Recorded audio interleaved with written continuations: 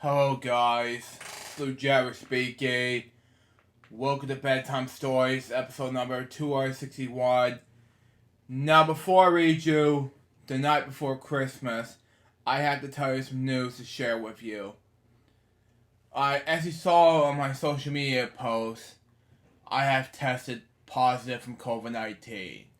Unfortunately, because I'm very worried about this. I am very worried how I feel about this. I just needed some time to rest. I just needed some time to edit rather than tape for right now. Because I don't feel like taping at the moment. Until Wednesday, the whole night, so it's just like this, okay? Feel horrible all day today. I just needed some time to finish on my content, really. Until I was gonna do it today, until unfortunately I tested positive. I feel horrible. I just need to get some rest, get some shut eye, and then once again I have to get ready for me to read books for you guys. I'm not gonna be able to do much taping wise, and hope we can do more taping, and that way more easier than just say, oh, I can do this, you know. So that's just me. Anyway, without further ado, let's read you The Night Before Christmas now. So we got for us, shall we? So we got for us. This is a little Golden Book classic, and this is written by Clement C. Moore, illustrated by Corinne Malvin, published by Golden Book New York release. Wow. It all makes sense now in any way, so there you go. It just makes more happening, so there you go on that. Okay. Copyright 1949. Wow. But it's renewed 1976 by Penguin Random House Incorporated LLC, all reserved, published in the United States, and copyright random year, whatever it was. 'Twas the night before Christmas, went all through the house, not a creature was stirring, not even a mouse.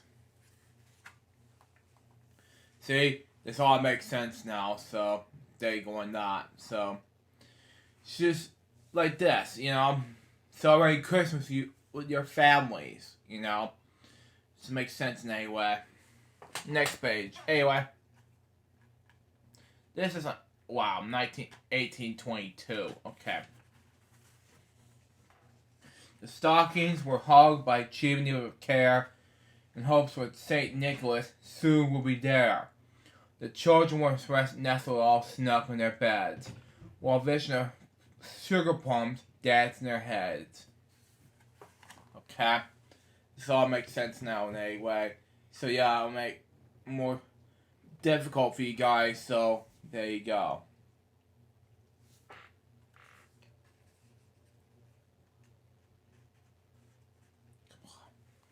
Next page. Anyway.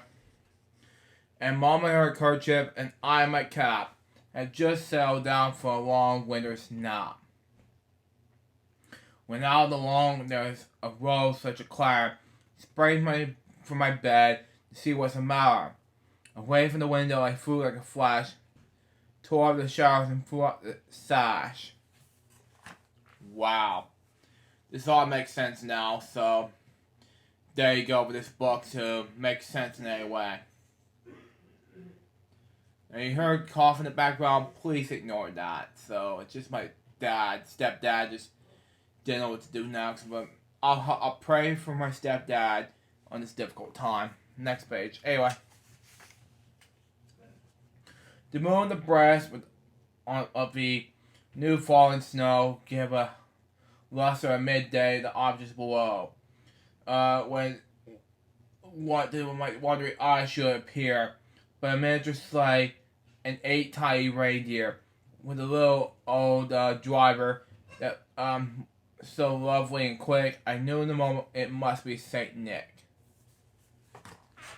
Okay, so all makes sense in any way. So yeah, it just had to make sense in any way. Next page. Anyway, more evidence that Eagles and his chorusers, they came, and he whistled and shouted and called them by name. Now Dasher, now Dancer, now Prancer and Vixen. All coming out Cupid, or Donner and Blitzen. To the top of the porch, to the top of the wall. Now dash away, dash away, dash away all. Okay? This is all makes sense now in a way. So yeah, I have to be more specific in the whole Christmas spirit. So there you go. Next page. Anyway. As dry leaves before the wild hurricane fly, when they met an upscale mount to the sky, so up to the cloud's top, and the course as they flew, with a sleigh full of toys and St. Nicholas as well. So there you go. It just makes more sense. So there you go with the whole scenes behind Santa Claus and 8 tiny reindeer. So yeah. Next page. Anyway. Come on. There we go. Excuse me. And then the twinkle I heard on the roof, then the prancing and pawing of each little hoof, something like that. So I drew in my head and was turning around. Down the chimney St. Nicholas came at the bottom. He was dressed all in fur, wow, from his head to his foot.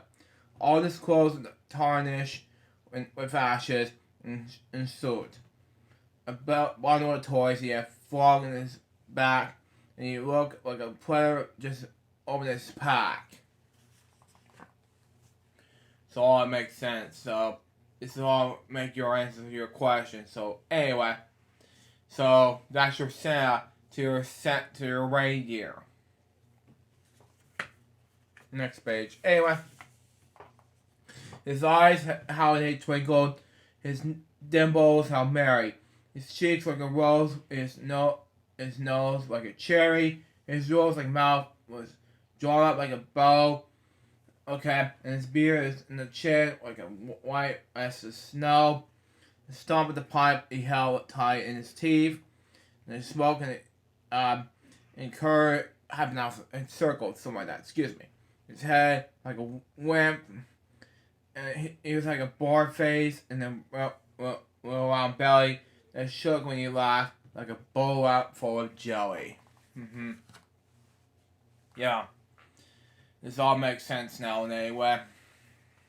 To tell everyone what they get for Christmas. So there you go. Next page. Anyway.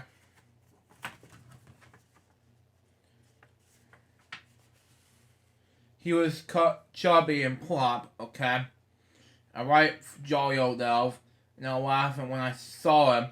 And in spite of myself, I winked his eye and a twist of his head soon gave me to know I have nothing to dread. Wow. This all makes sense now in any way. But yeah. This all makes sense now in any way. So there you go. Percent the nighttime thing. Next page. Anyway. He spoke not a word, but went straight up to his work and filled out the stockings, then turned with a jerk and laying his finger aside his nose, giving a nod up at the chimney he rose. This all makes sense now in any way, so there you go. Now, even though it makes sense, it makes Santa a good elf. Old elf. But anyway.